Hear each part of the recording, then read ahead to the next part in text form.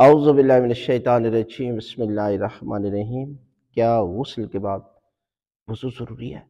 تو یہ یاد رکھیں کہ غسل جو ہے نا وہ 7 واجب ہے، اور اس میں سے غسل جنابت کے بعد نہ پہلے نہ بعد میں وضو کی ضرورت ہوتی ہے۔ لہذا آپ مثلا غسل جمعہ کے لیے کرنے کے بعد بھی وضو کی ضرورت نہیں ہوتی، لیکن جو عام لوگ سوال کرتے ہیں نا، وہ کہتے ہیں کہ ہم عام کنڈیشن میں، عام حالت میں جو ہے وہ غسل کر لیتے ہیں، اور وہ بھی غسل بغیر ترتیب کے، تو ہم اس کے ساتھ جو ہے وہ نماز پڑھ لیتے ہیں۔